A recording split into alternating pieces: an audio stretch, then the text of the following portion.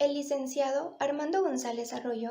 es licenciado en Derecho por el Centro Universitario de Ciencias Sociales y Humanidades de la Universidad de Guadalajara. De 2013 a 2015, se desempeñó como asesor jurídico y jefe de departamento de la Delegación Regional Occidente de la Procuraduría de la Defensa del Contribuyente, actual Delegación Jalisco. Se desempeñó como subdelegado de la Delegación Estatal en Oaxaca de la Procuraduría de la Defensa del Contribuyente.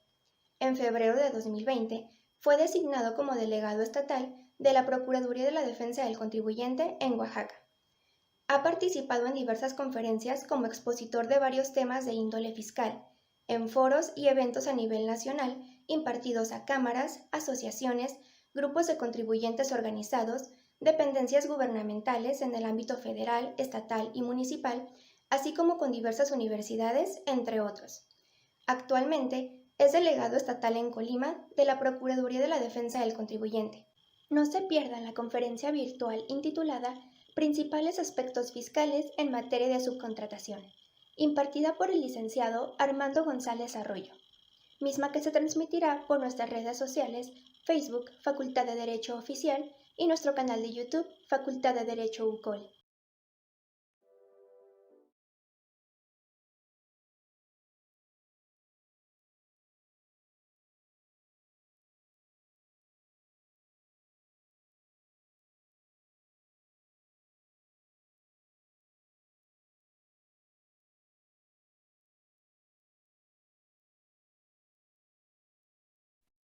Muy buenas tardes, tengan todas y todos ustedes. A nombre del doctor en Derecho Enoc Francisco Morán Torres, director de la Facultad de Derecho,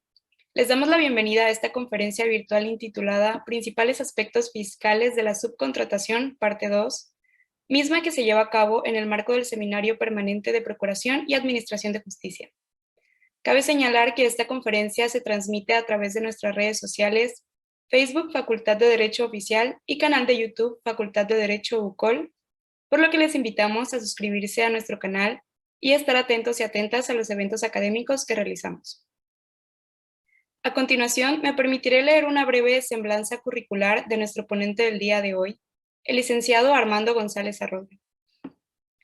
Licenciado en Derecho, egresado de la Universidad de Guadalajara, Centro Universitario de las Ciencias Sociales y Humanidades, prestando su servicio social dentro de la Procuraduría Social del Estado de Jalisco, en el área familiar de la Subprocuraduría de Representación Social, en apoyo a los agentes sociales, de la Dirección del Área Civil Familiar de la Subprocuraduría de la Representación Social. Asimismo, cuenta con experiencia previa como abogado litigante en diversos despachos jurídicos del Estado de Jalisco, especializados en materia administrativa y fiscal federal, por lo que respecta a la prestación de los servicios de asesoría, consultoría y defensoría fiscal y jurídica, como Aboca Abogados y Salle Sainz Grant Thornton. Actualmente desempeña el cargo de delegado estatal en Colima de la Procuraduría de la Defensa del Contribuyente, realizando actividades de dirección, análisis y revisión de los servicios gratuitos prestados por las diversas áreas sustantivas de orientación y asesoría, representación legal y defensa, quejas y reclamaciones y consultas y acuerdos conclusivos, vigilando que se otorguen soluciones integrales a las problemáticas de los contribuyentes que acudan a solicitar dichos servicios en contra de actos de autoridades fiscales de nivel federal, organismos fiscales autónomos, autoridades coordinadas y o terceros retenedores de impuestos que lesionen sus derechos fundamentales.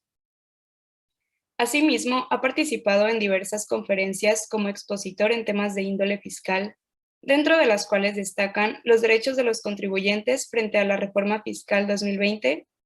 y puntos finos de la Reforma Fiscal 2021 en los foros organizados por la Delegación Oaxaca de Prodecon, así como diversos foros y eventos a nivel nacional impartidos a cámaras, asociaciones, grupos de contribuyentes organizados, dependencias gubernamentales en los ámbitos federal, estatal y municipal, y diversas universidades. Y bueno, sin más, me permito ceder el uso de la voz al licenciado Armando para que dé inicio a esta segunda parte de su ponencia. Muchas gracias, licenciada Perla García, y muy buenas tardes a todas y a todos. Gracias por acompañarnos en esta segunda parte de esta charla respecto al tema de subcontratación de personal, de todas las modificaciones a las diversas disposiciones en materia de seguridad social, materia fiscal leyes sustantivas, ley del impuesto sobre la renta, ley del IVA, que hoy nos vamos a concentrar en estas últimas. Me voy a permitir compartir una presentación en unos momentos.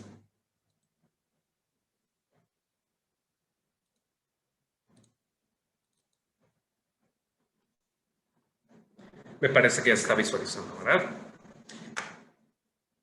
Sí. Muchas gracias.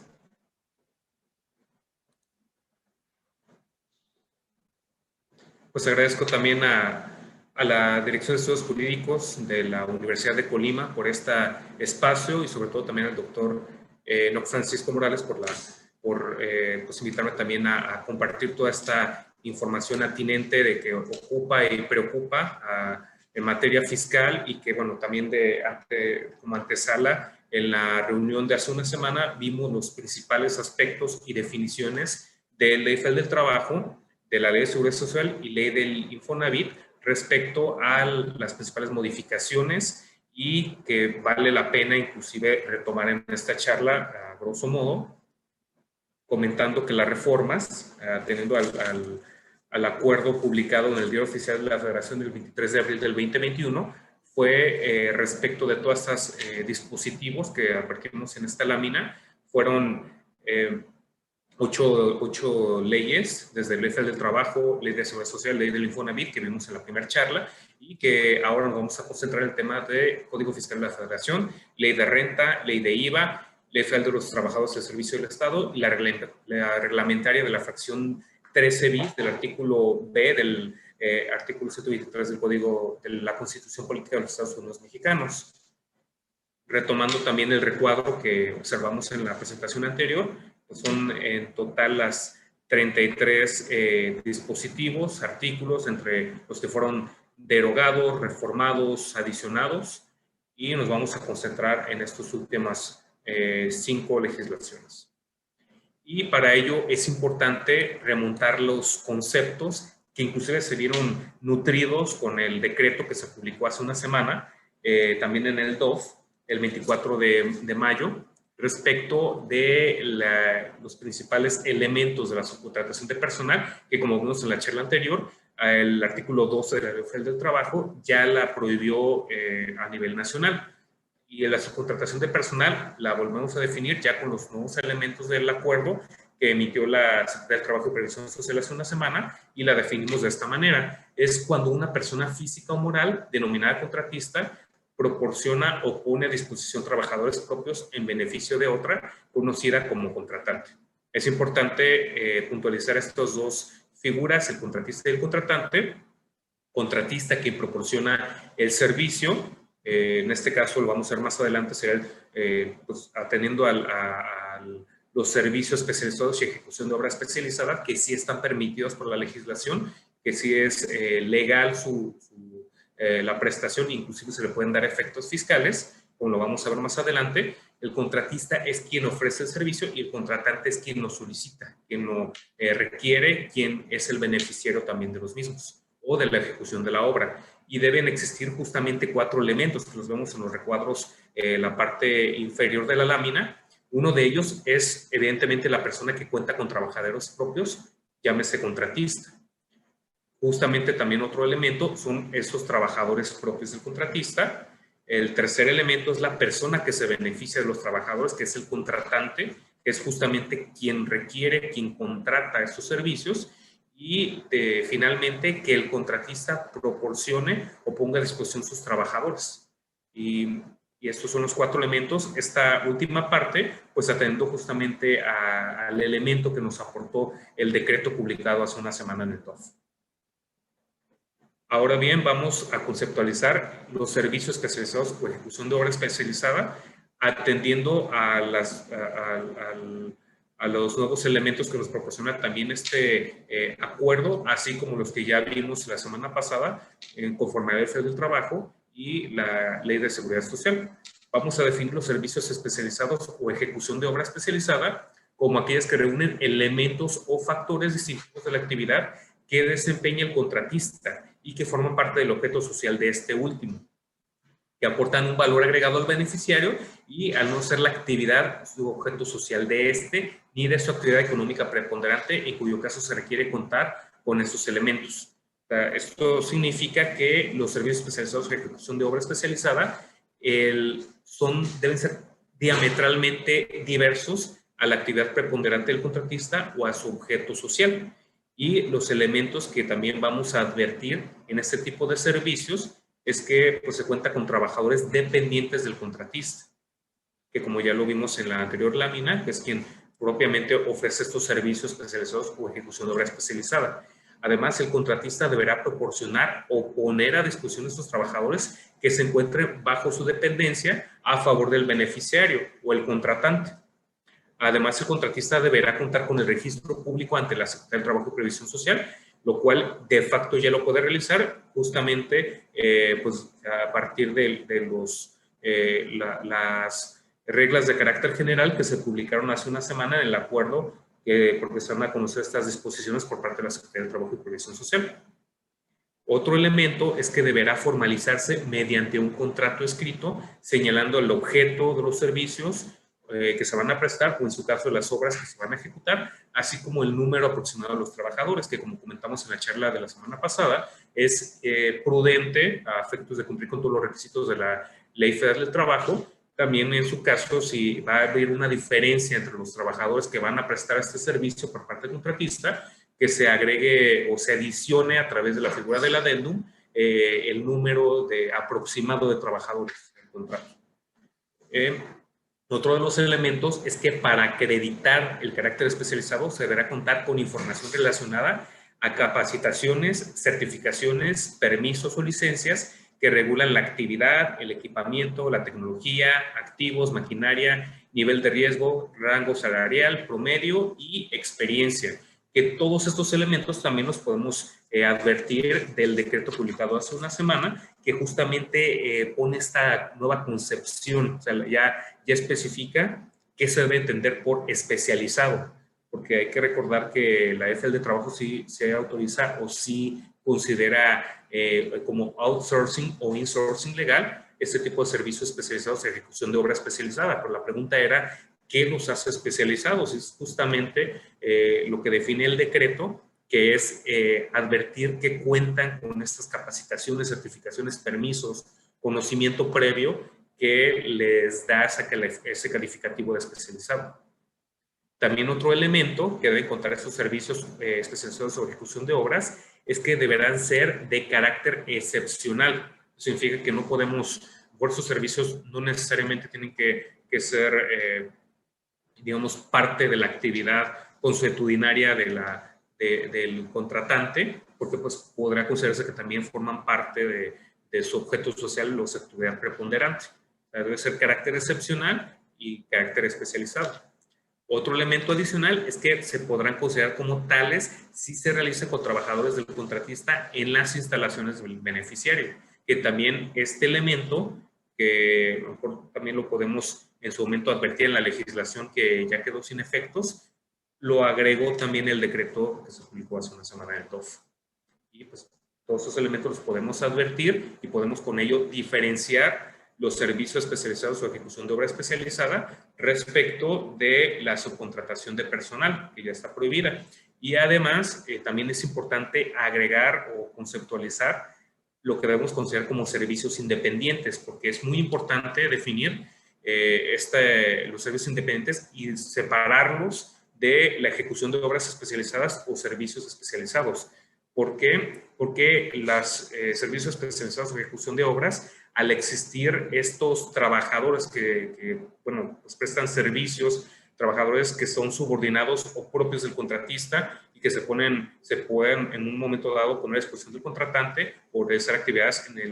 el domicilio o en el caso también de contratante o beneficiario, lo que va a ser el detonante o la diferencia primordial entre servicios especializados y servicios independientes es la falta de dependencia de los trabajadores del contratista con el beneficiario.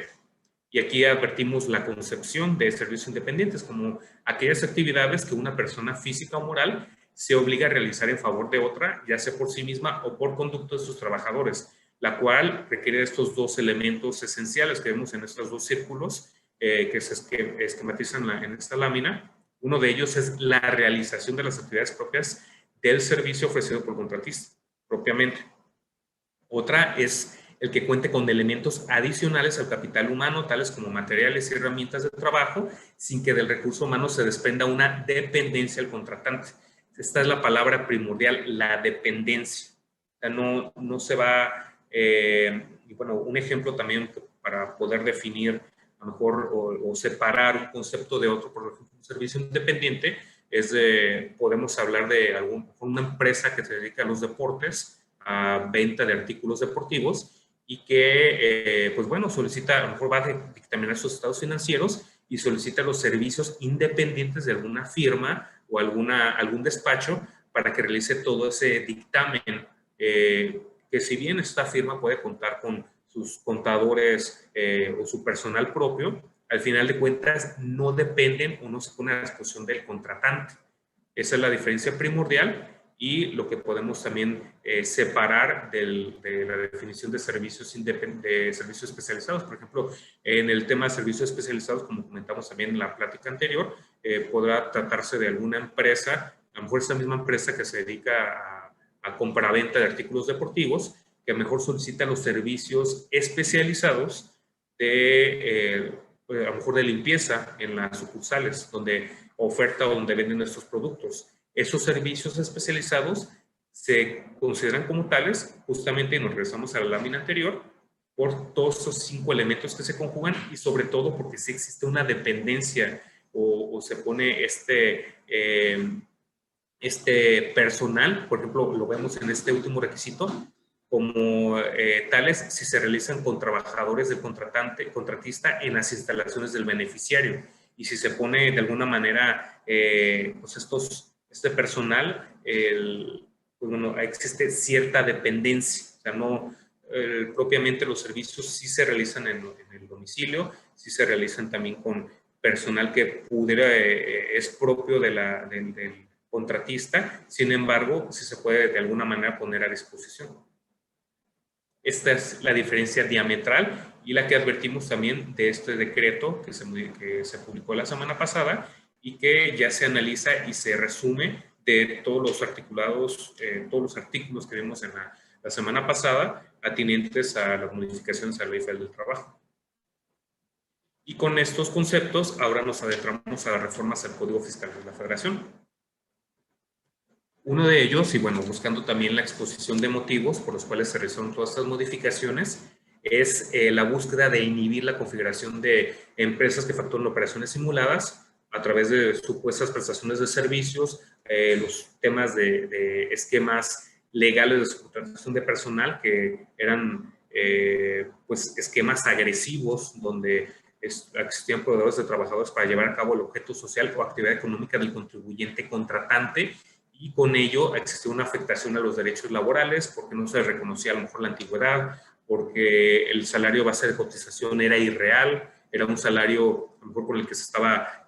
cotizando ante el IMSS o ante el Infonavit, era un salario inferior al que realmente estaba percibiendo el trabajador, o inclusive este cambio periódico de razones sociales, donde pues cada 6 meses o cada año el trabajador parece que estaba siendo contratado o subcontratado por diversas personas morales, que en muchas ocasiones tampoco tenía conocimiento de esta situación. Y también lo que busca la exposición de motivos de estas modificaciones al Código Fiscal de la Federación es que pues se definen estos esquemas legales de subcontratación de personal, que ya hemos comentado, se tratan de la prestación de servicios especializados y ejecución de obras especializadas a través de prestación de estos servicios que cumplan con estos nuevos requisitos, que ya vimos que existen ciertos requisitos para efectos de la Ley de Seguridad Social, para efectos de la Ley Federal del Trabajo, y también ciertas obligaciones que se deben cumplir de manera cuatrimestral, también para efectos de Infonavit e IMSS, que también vimos en la charla anterior. Y eran muy importantes porque de ellos depende que se les den efectos fiscales o no a pues estos ingresos, estos gastos que se pueden considerar como deducciones o que se pueden para efectos de renta o acreditamiento para efectos de IVA. Y vamos ya al tema de la subcontratación que no tendrá efectos fiscales, atendiendo a la modificación del artículo 27 del Código Fiscal de la Federación. Perdón, el artículo 15D, disculpen, del Código Fiscal de la Federación, donde se adiciona este artículo. Se refiere que está de manera similar al artículo 12 de la Ley del Trabajo, señala que los pagos o contraprestaciones realizados por concepto de subcontratación de personal para desempeñar actividades relacionadas tanto con el objeto social como la actividad preponderante del contratante, pues están prohibidos. No tendrán efectos fiscales como deducción para efecto de renta y acreditamiento para efecto de IVA. O sea, este artículo elimina cualquier efecto fiscal de deducción acreditamiento si se cumple con estos requisitos. O sea que si es una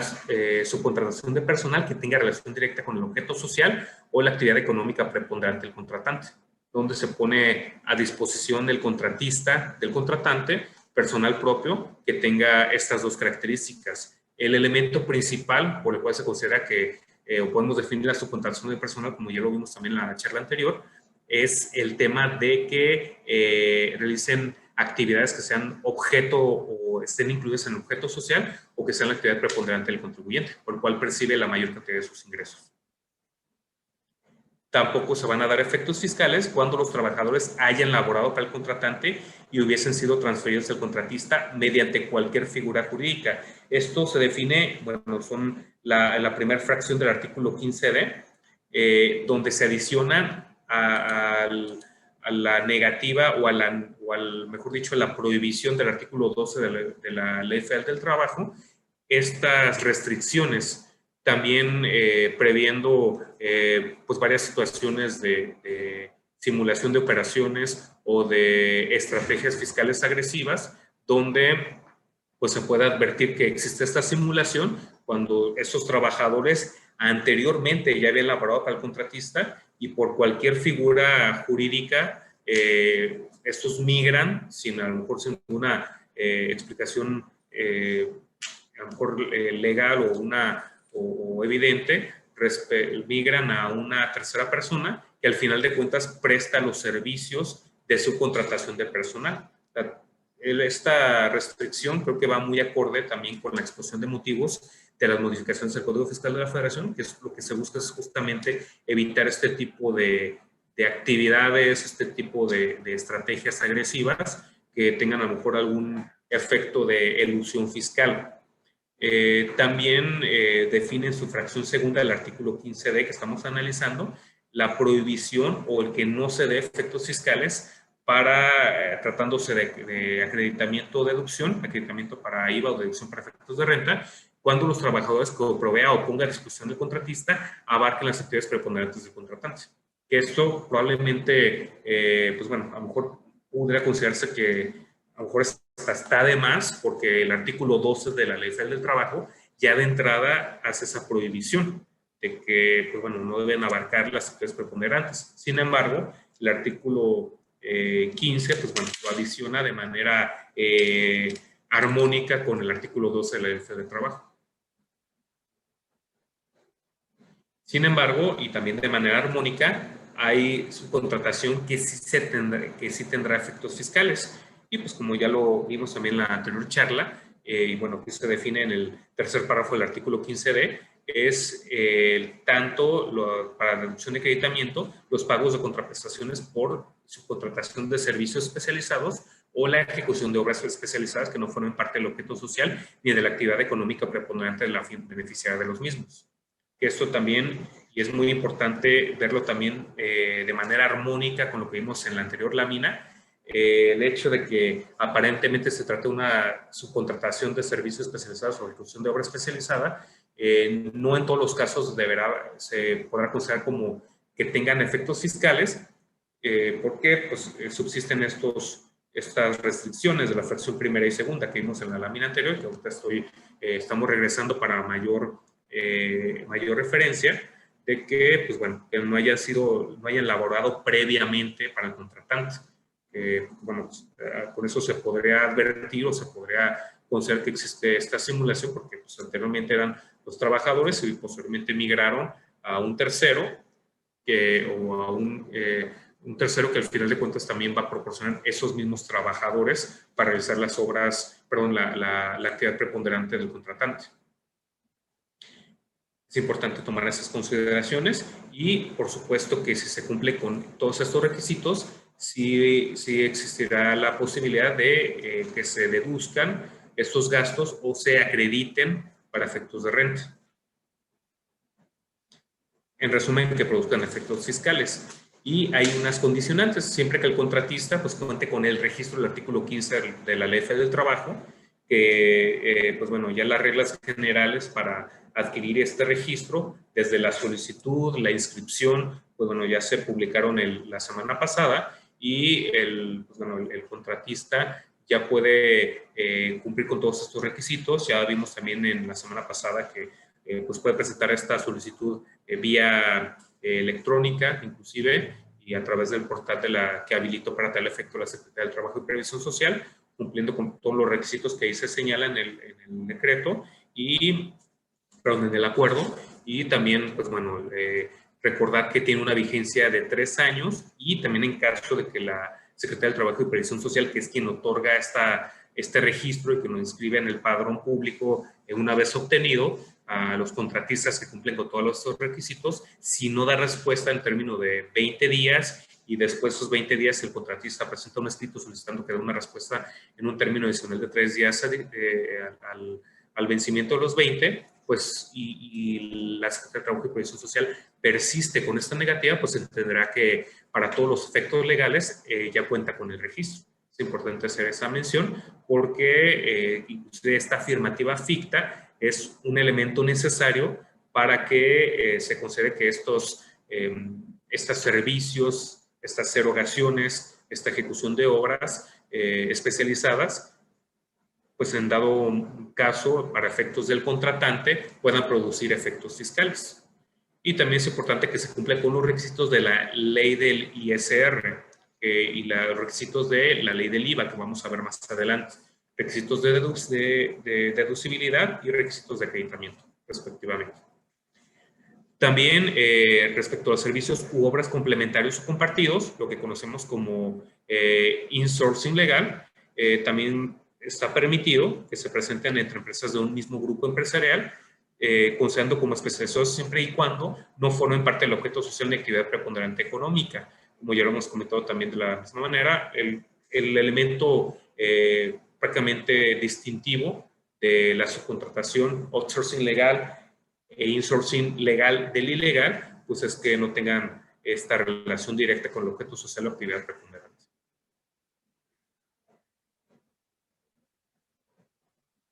Y bueno, ahora vamos a tocar el tema de la subcontratación de personal en el ámbito fiscal y en el ámbito laboral.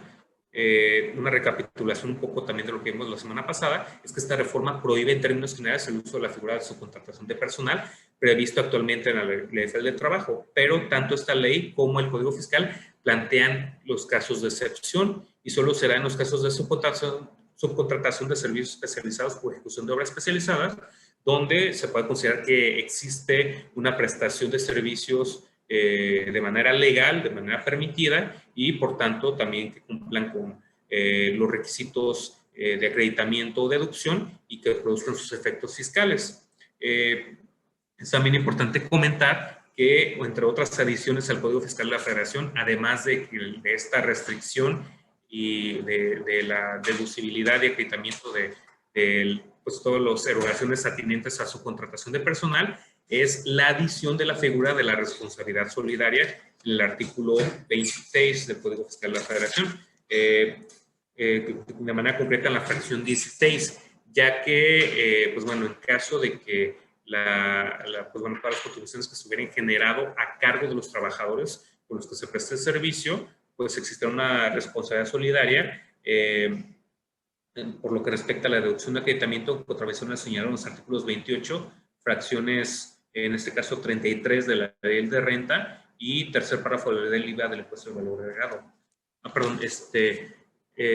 Quise decir, las personas morales o personas físicas que reciben servicios o contraten obras a que se refiere el artículo 15 de este código, bueno, hablando del Código Fiscal de la Federación, es la adición que se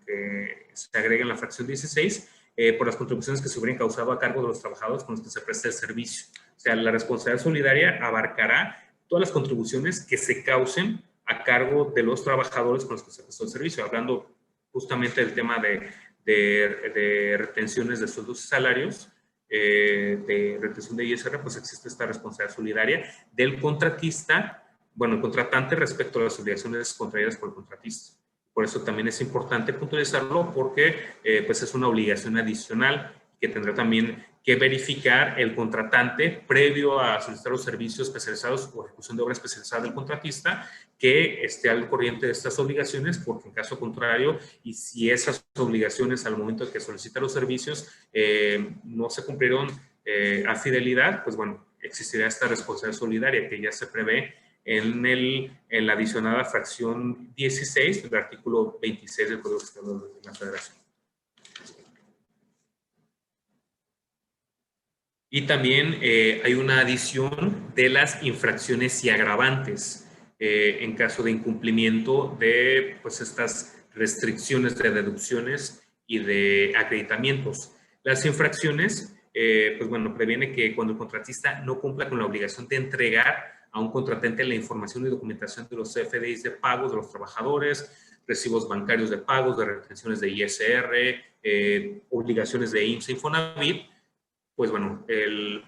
incurre en esta infracción y va a ser un agravante que las autoridades fiscales al imponer multas consideren como agravante que se realice la deducción de acreditamiento en contravención a lo señalado en el artículo 28, fracción 33 de la Ley de Renta o cuarto tercer párrafo de la Ley del IVA, que comentamos anteriormente que en la anterior lámina, que bueno, esta responsabilidad solidaria es para efectos de las obligaciones contraídas entre el contratista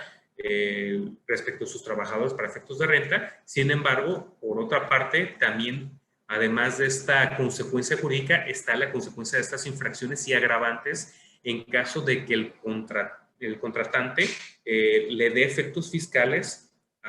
pues a estas operaciones sin que se cumplen con los requisitos para efectos de renta y para efectos de IVA, que vamos a ver más adelante, y también cuando el contratista no cumpla con la obligación de entregar a un contratante la información y documentación. Esta infracción es justamente para el contratista, para quien proporciona estos servicios especializados o ejecución de obra, porque tiene esa obligación, lo vamos a ver más adelante en las adiciones y en los nuevos requisitos para deducibilidad de acreditamiento para efectos de renta e IVA. Tiene que proporcionar toda esta información del contratista o contratante porque son requisitos sine qua non para darle efectos fiscales a todas las erogaciones que haya realizado por concepto de la contraprestación de sus servicios o ejecución de obras.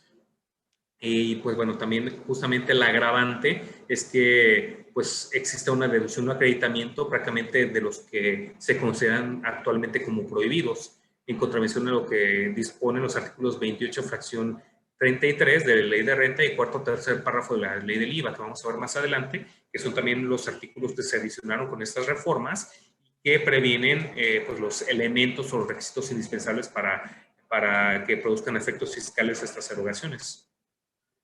Y bueno, las infracciones van de una multa que van desde los 150,000 pesos a 300,000 pesos al contratista por cada obligación de entrega de información no cumplida. Y también pues la exposición de motivos señala que además de los intereses del fisco federal que se van a adicionar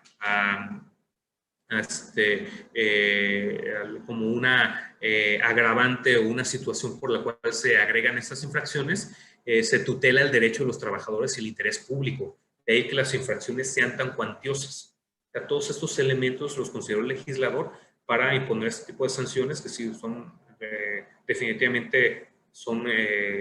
importantes, y justamente porque la consecuencia no solo fiscal, sino tratándose de derechos laborales y de interés público, pues sí son relevantes. Por eso el que se haya agregado esta infracción cuantiosa, que lo podemos observar en las adiciones del artículo 81, la fracción 45 y el artículo 82 también del Código Fiscal de la Federación, que previene tanto la infracción, la conducta infractora, como la sanción. También en temas de defraudación fiscal hubo una modificación y se agrega como delito de defraudación fiscal calificada el utilizar esquemas simulados de prestación de servicios especializados o ejecución de obras especializadas descritos en el artículo 15d, el penúltimo párrafo del Código Fiscal, así como realizar la subcontratación de personal a que se refiere el primer y segundo párrafos del dicho artículo. Eso significa realizar subcontratación de personal del que está prohibido. O sea, si existe el tema de defraudación fiscal calificada por esquemas de simulación, tratando de que se encuadre pues a lo mejor esta prestación de servicios o subcontratación como si se tratara de servicios especializados o ejecución de obras especializadas sin serlo, o inclusive si se realiza la subcontratación de personas que ya está prohibida, pues existe este delito de defraudación fiscal. También es importante puntualizar que tanto el Código Fiscal, ley del ISR y ley de IVA, todas las modificaciones, los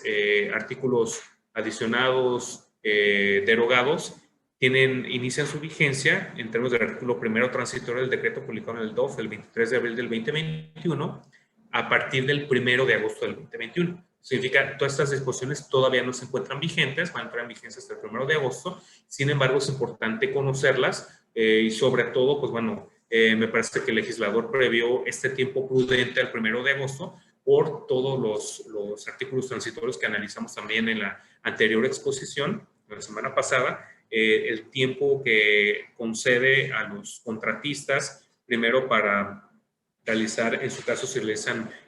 van a realizar prestación de servicios especializados o ejecución de obras especializadas para contar con el permiso de la Secretaría del Trabajo y Previsión Social, también para regularizar su situación fiscal en su caso, para cumplir con las obligaciones para efectos de seguridad social, de IMSS, Infonavit y obligaciones fiscales, para poder acceder a este registro, a que se le tengan inscritos ante el padrón público de la Secretaría del Trabajo y Previsión Social, y también este tiempo prudente para aquellas personas físicas o morales que realizaban o siguen realizando esta subcontratación de personal ya prohibida, para que puedan hacer esta figura o realizar esta sustitución de patrones, sustitución patronal, que todos los trabajadores de estos contratistas pues pasen al contratante. Y pues bueno, creo que es el tiempo prudente que se dio para todas estas modificaciones, todos estos actos preparatorios previos a que pues bueno, se pueda considerar que estas operaciones surten o tienen efectos fiscales o no, y en tanto, pues derivados de estos efectos fiscales pueden considerarse como acreditables para efectos de renta y acreditables para efectos de IVA o deducibles para efectos de renta. Y ahora entramos a las modificaciones a la ley del impuesto sobre la renta en el tema de subcontratación de personal. Es importante, y tal cual lo define el artículo 15D del Código Fiscal de la Federación, de que se debe cumplir con los requisitos para efectos de la ley de renta y la ley del IVA. Pero, ¿en qué consisten estos requisitos? Pues justamente son los que vemos en esta lámina, en la adición de la modificación del artículo 27 de la fracción quinta, el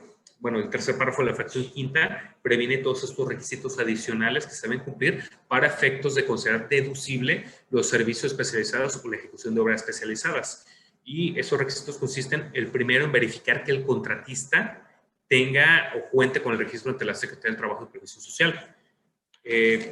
No solo verificarlo, sino que propiamente proporcione ese registro, ese documento, que ya lo vimos también en el acuerdo que se publicó en el DOF la semana pasada, pues expide tal cual un documento a favor del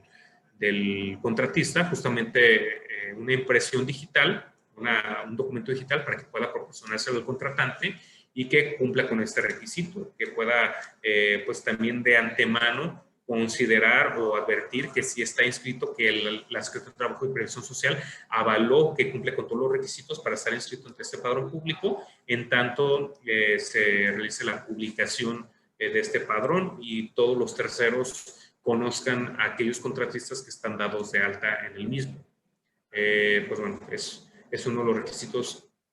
indispensables para que puedan darle estos efectos fiscales como deducción para efectos de renta a los gastos que realice el contratante respecto de estos servicios especializados de ejecución de obras que presta el contratista. También debe obtener del contratista, y aquí lo subdividimos en tres supuestos, tres requisitos. El primero de ellos son los CFDIs o comprobantes fiscales por concepto de pago de salarios de los trabajadores que ya han sido proporcionadas con el servicio ejecutado o la obra correspondiente. El contratista debe proporcionar esta información también al contratante para que pueda darle efectos fiscales a estas contraprestaciones, a estas erogaciones que realiza. También debe contar con el recibo de pago expedida por la institución bancaria por atinente a la declaración de entero de las retenciones de impuestos efectuadas a los trabajadores, porque, bueno, no es suficiente el comprobante fiscal o tal cual que ampare la retención de este ISR por concepto de sueldos y salarios, sino también el entero al fisco federal, que es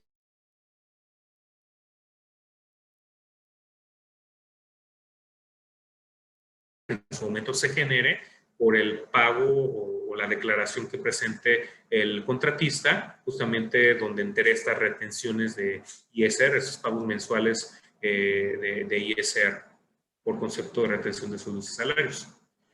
Y también contar con el recibo de pago de las cuotas obrero-patronales al IMSS, así como el pago de las aportaciones al Infonavit, que al final de cuentas se traduce en los requisitos que ya habíamos en el artículo 15 del Código Fiscal de la Federación, el que es que cumple con sus obligaciones en materia fiscal y en materia de seguridad social. ¿Y cómo podemos advertir que cumple con estos requisitos el contratista o con estas obligaciones? Pues justamente con los comprobantes de pago de la retención de ISR, de esos salarios, con los comprobantes de pago de las cuotas patronales al IMSS y pago de aportaciones al Infonavit, así como con los CFDI respectivos, donde se advierte la retención que realiza a sus trabajadores con motivo de sueldos y salarios, retención de ISR justamente. También los supuestos no deducibles. No serán deducibles los pagos que se realicen en los supuestos señalados en el artículo 15d, primero y segundo párrafos del Código Fiscal de la Federación. Y para estos efectos, pues bueno, tal cual nos remontamos al artículo 15d que vimos anteriormente, y pues a su vez el artículo 15d hace alusión a la contraprestación o la contratación de servicios especializados o ejecución de obras especializadas que no cumpla con las condiciones y requisitos de la Ley Federal del Trabajo. Esto quiere decir, pues, como ya lo vimos anteriormente, y por eso también retomamos las concepciones de la subcontratación de personal al inicio de esta exposición, el que no tengan relación, no se ponga a disposición de personal el contratista al contratante que realice obras que tengan que ver con el objeto social o la actividad preponderante. A grosso modo es lo que señala como supuestos no deducibles, así como el que pues no se cumplan con los requisitos o inclusive no esté inscrito el contratista ante el padrón de la Secretaría del Trabajo y Previsión Social. Y retomamos también el tema del inicio de vigencia, que como ya lo comentamos es el 1 de agosto del 2021. Y ahora vamos a ver el tema de reformas a la ley del IVA, que también guardan total relevancia o total armonía con el Código Fiscal de la Federación, el artículo 15A, y a su vez con las prohibiciones expresas y permisiones a su vez del artículo 12, 13 y 14 de la Ley Federal del Trabajo. Ahora podemos advertir que se derogó la fracción cuarta del artículo 1A de la Ley del IVA, que es el que hablaba de pues, la retención del 6% del valor de la contraprestación efectivamente pagada, que es un artículo que pues, generó muchas dudas. Se derogó esta fracción cuarta del artículo 1A de la Ley del IVA y pues bueno, que este artículo prevenía esta obligación de la retención del 6% del IVA, justamente, del valor de la contraprestación efectivamente pagada. Y se eliminó tal cual, se derogó esta fracción en esta obligación. ¿Y por qué? Pues bueno, la exposición de motivos señala que pues, bueno, buscaba garantizar el pago del IVA tratándose de la subcontratación, especialmente de temas relacionados con la subcontratación de personal, lo cual, pues derivado de las modificaciones y el proceso legislativo, todos estos dispositivos que se vieron modificados a través del acuerdo del 23 de abril del 2021, pues ya perdió este objetivo inicial. Ya prácticamente le cayó en desuso esta regla y la retención como garantía del pago del IVA pues resultó totalmente innecesaria en este nuevo esquema, ya que pues, bueno, previene bastante regulación por el tema de cumplimiento de obligaciones por parte del contratista y al final de cuentas que son requisitos indispensables para que el contratante pueda acreditar este valor de actos o actividades en su declaración, sus pagos provisionales definitivos de IVA, porque hay que recordar que el IVA pues, se genera de manera mensual definitiva. Y también se adicionó un tercer párrafo al artículo 4. Este artículo define el concepto de acreditamiento y de impuesto acreditable. Y en esta adición se señala que no será acreditable el IVA derivado de los siguientes servicios. El primero de ellos son los servicios de subcontratación relacionados con el objeto social del contratante. Uno de ellos es que los servicios de subcontratación de personal o de servicios relacionados con el objeto social, ya sea su contratación o ejecución de obras, tengan relación con el objeto social del contratante. Estos serán valor de actos o actividades que no puedan ser acreditables para efectos de IVA. De igual manera, aquellos donde se pongan a disposición del contratante personal que originalmente hubiese estado contratado por este. En este segundo supuesto, pues guarda totalmente relación con el artículo 15D, fracción primera del Código Fiscal de la Federación. De igual manera, se previene como un tercer supuesto donde no será acreditable el IVA cuando el servicio se ponga a disposición del contratante personal que abarque la actividad preponderante del contratante. Porque, bueno, esto de igual manera guarda relación directa con la adición de la fracción segunda del artículo 15D del Código Fiscal de la Federación. Pero hay un caso o varios casos de excepción, donde sí se podrán dar efectos fiscales de deducción o acreditamiento de los pagos o contraprestaciones por subcontratación. ¿Cuáles consisten en estos casos de excepción? Pues cuando el servicio especializado o la ejecución de obra se realice de manera también especializada, como ya hemos comentado de manera muy amplia anteriormente, pues bueno, ya sabemos la definición de servicio especializado de ejecución de obra especializada, si se cumple con los requisitos y si entre ellos que esté inscrito en el padrón, pues bueno, podrán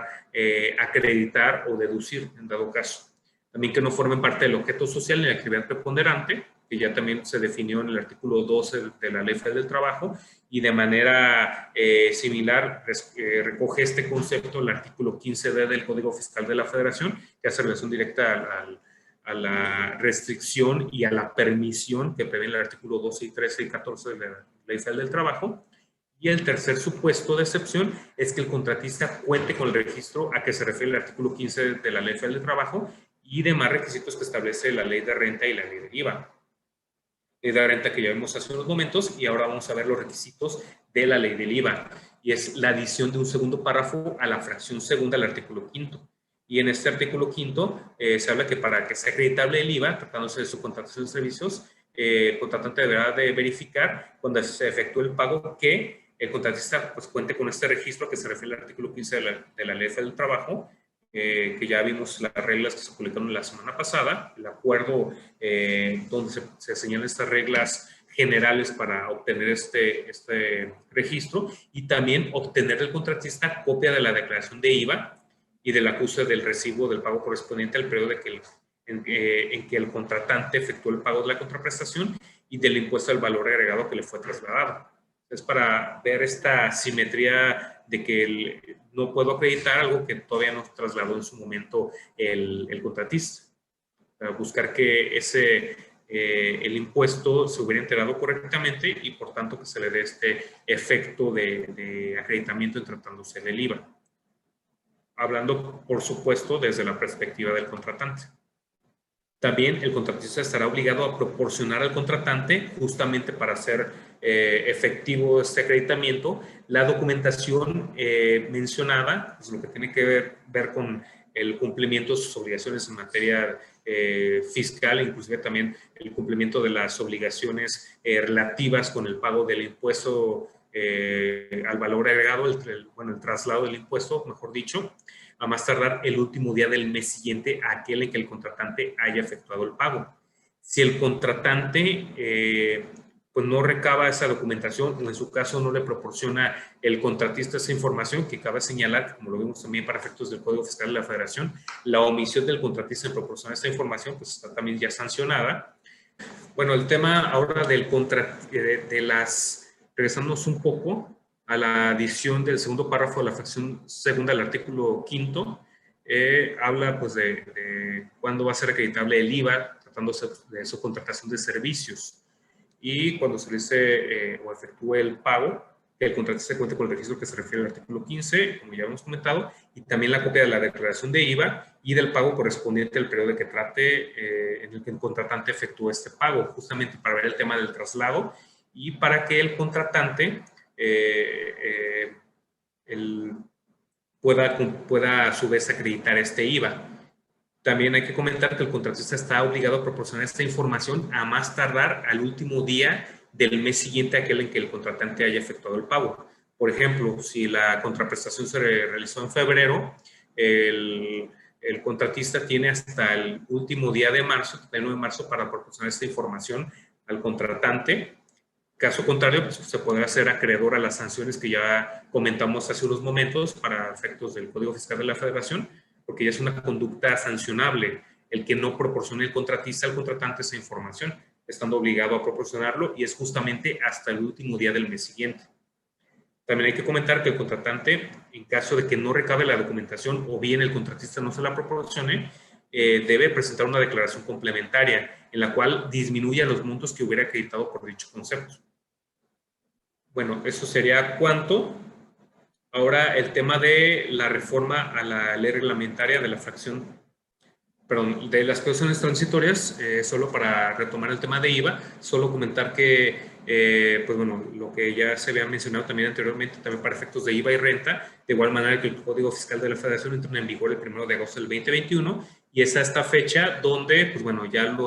las personas que brindan estos servicios de subcontratación ya deberían contar pues con el registro ante la Secretaría del Trabajo y Previsión Social,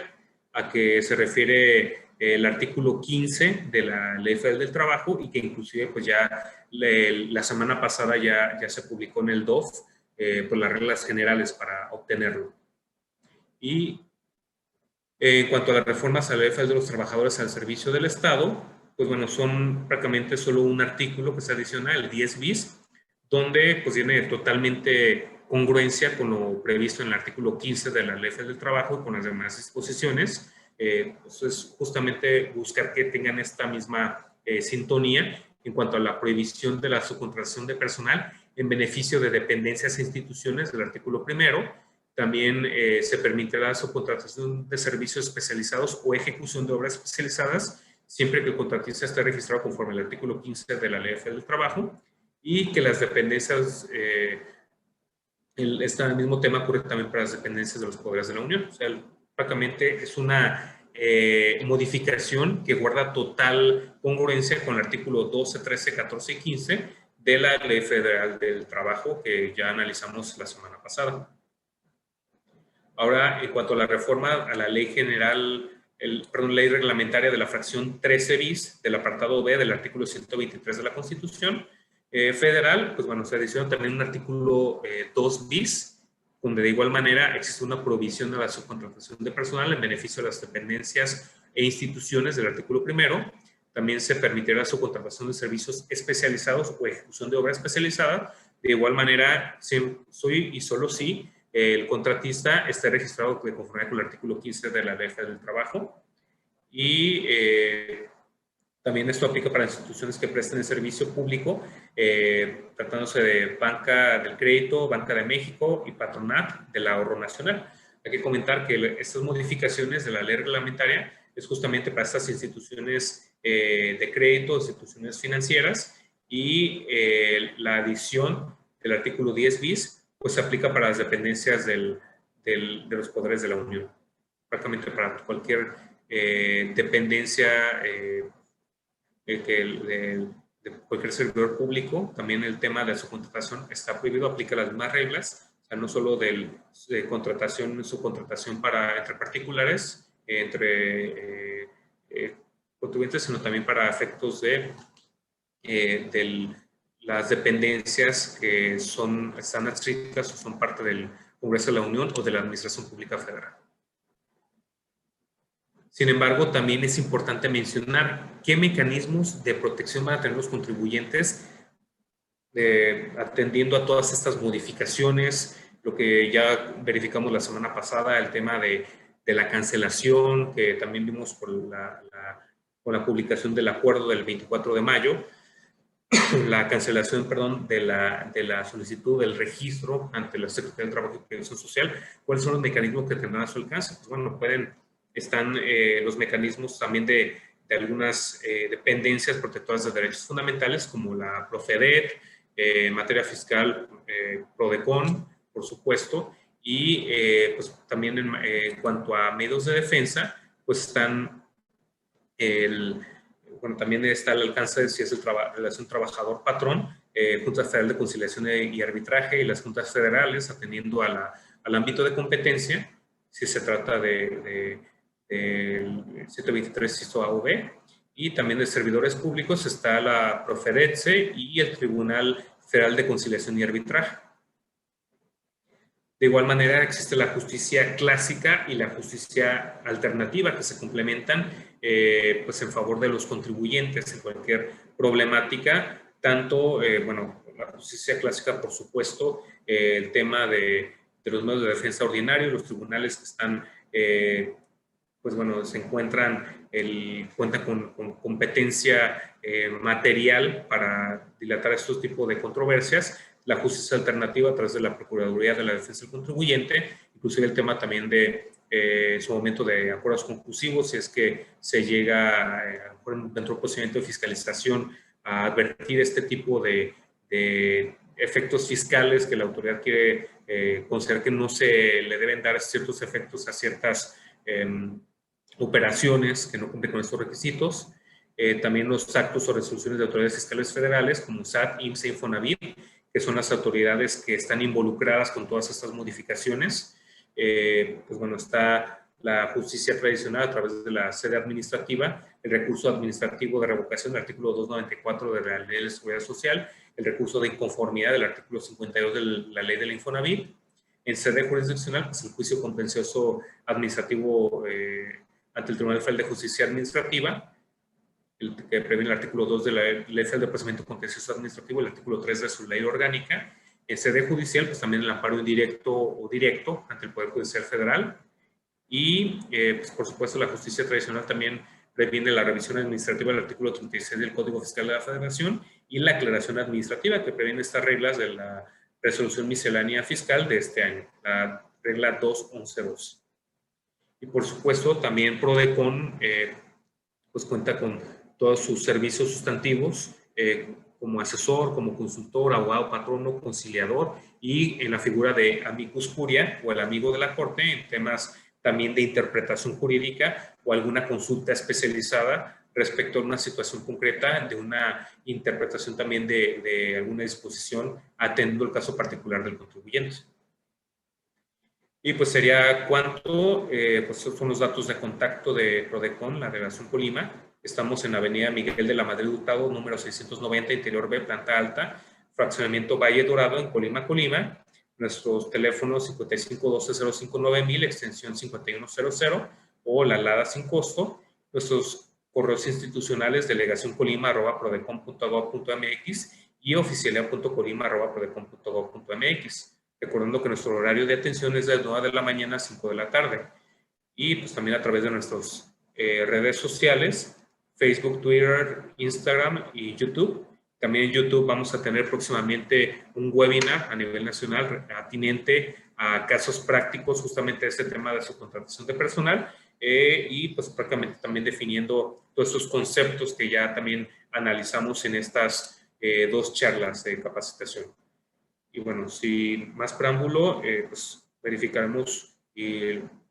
seremos el uso de la voz para ver alguna pregunta por parte de los contribuyentes, del auditorio, de los académicos, de estudiantes de la Universidad de Colima, pues también para con mucho gusto responderla en tiempo y forma. Estamos a la hora. Sería cuanto. Muchas gracias. Nos acaban de hacer llegar una pregunta. Ok. Que es, ¿la Por supuesto. responsabilidad fiscal solidaria debe estar acreditada con elementos de dolo? No necesariamente, o sea, simplemente no es un requisito sine qua non. Justamente, bueno, aquí tenemos, o para mayor claridad, hacemos referencia al mismo artículo 26, que se adicionó a la fracción 16, señala que son responsables solidarios con los contribuyentes, las personas morales o físicas que reciben servicios o contraten obras, a que se refiere el artículo 15D del presente código, por las contribuciones que se hubieran causado a cargo de los trabajadores con los que se preste el servicio. O sea, prácticamente habla de todas las obligaciones atendientes a la retención de ISR, de sueldos y salarios, que es justamente uno de los requisitos que debe observar el contratista para darle efectos fiscales a las erogaciones, al valor de actos o actividades por servicios especializados o ejecución de obra especializada. Si no se cumple con estos requisitos, que justamente también es por eso la importancia o el que se agregue como un requisito para deducibilidad de acreditamiento, el que se cumpla con estas obligaciones. No es forzoso, no es necesario que exista o se advierta esta posible calificativo o posible elemento de dolo, sino es simple y sencillamente con el hecho de una omisión por parte del contratista en el cumplimiento de sus obligaciones en cuanto a enterar al fisco federal estas retenciones de ISR por sueldos y salarios, es suficiente para que el contratante pues pueda asumir esta responsabilidad solidaria. Hay que recordar que también esta responsabilidad solidaria aplica también cuando una vez que se ejerzan facultades de comprobación con el directamente deudor, que en este caso sería el contratista, y si no cuenta con elementos suficientes, si no se da el supuesto de que a lo mejor no se pueda localizar o todos los supuestos de responsabilidad solidaria, es cuando entraría esta fracción. O sea, serán supuestos ajenos donde no se puede localizar al deudor principal, principalmente a quien se le determinó este crédito fiscal por omisión de pago entero, en este caso de retenciones de ISR por sus salarios, y en dado caso, pues solo con ese requisito, o que no se localice, o que no cuente con bienes suficientes para hacer frente a esta obligación, es cuando se actualizaría la figura de la responsabilidad solidaria y, pues bueno, no habría necesidad de una figura, un calificativo de dolo por parte del contratista. Muy bien, licenciado. Nos hacen llegar otra pregunta. ¿Cuáles son las ventajas fiscales que presenta la nueva forma de subcontratación? Bueno, las ventajas fiscales serían, en su caso, pues desde el punto de vista pues de observar que los proveedores de servicios, los contratistas, estén pues al tanto de sus obligaciones, que se le pueda tener esa seguridad, esa certeza de que se pueda acreditar o que se puede inclusive deducir este valor de actos o actividades o estas erogaciones para efectos de renta o IVA. Pues bueno, también teniendo de antemano la seguridad de las operaciones con estos proveedores, sobre todo el tema de que, pues, al final, si lo ponemos a hacer una comparativa con alguna otra figura ya prevista en el Código Fiscal de la Federación, probablemente la figura más similar puede ser el tema del 69B, podría ser también el que no se le den efectos fiscales a ciertos CFDIs. Sin embargo, en esta situación concreta, el tema de los efectos fiscales ya va constreñido al cumplimiento de las obligaciones, tanto en materia de seguridad social, en materia de ISR, pues de los propios prestadores de servicios, que serían pues el contratista.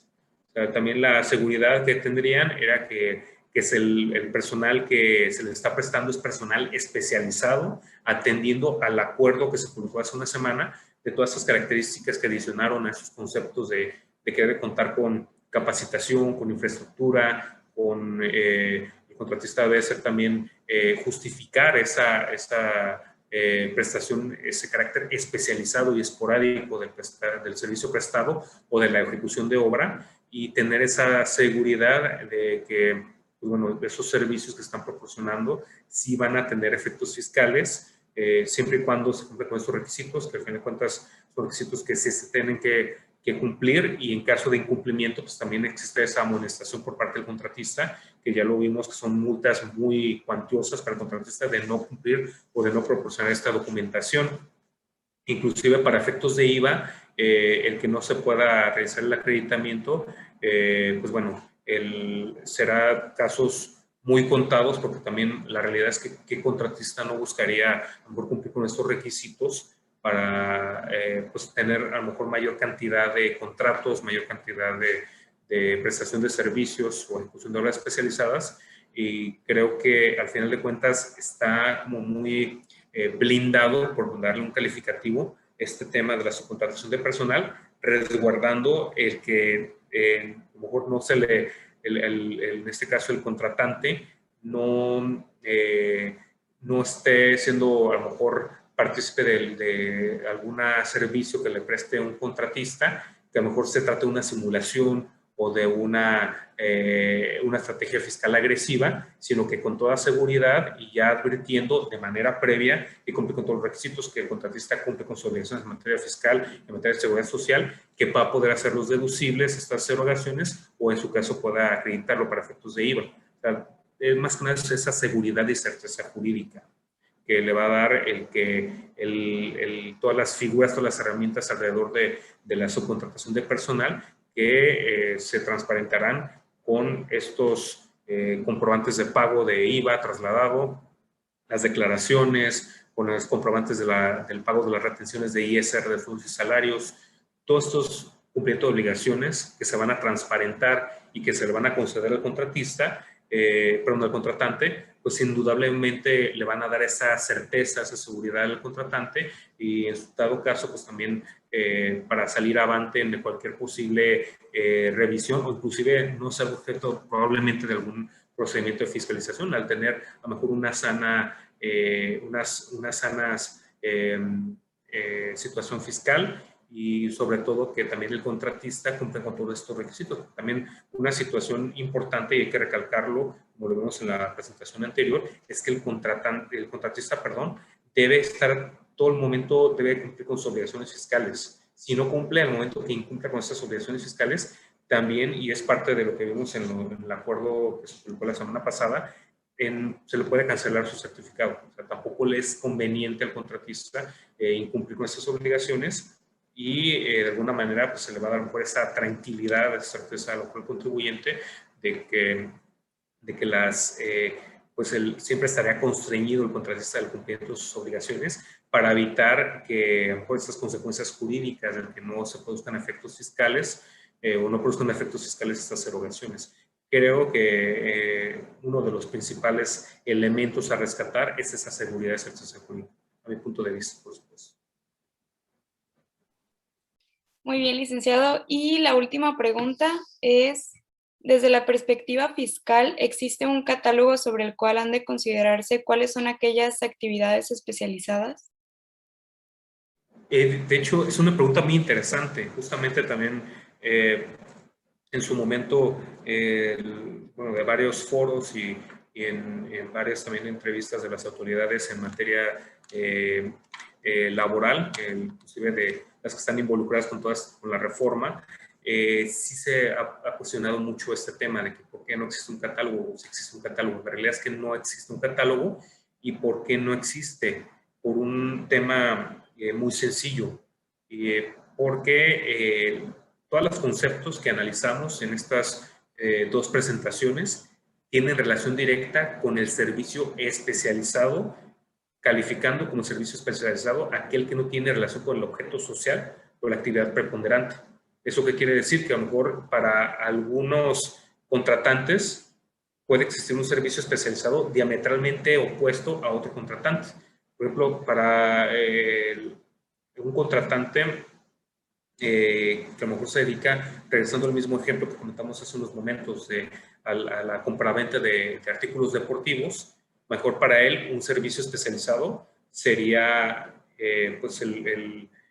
prestarlos, el contar con la prestación de servicio de limpieza. Para él sería ser un servicio especializado. pero para esa persona moral o física que realiza actividades propiamente de limpieza, que sería pues un servicio especializado. Pues no, definitivamente no sería la limpieza. Sería a lo mejor justamente viéndolo al revés, a lo mejor que en algún momento atiendo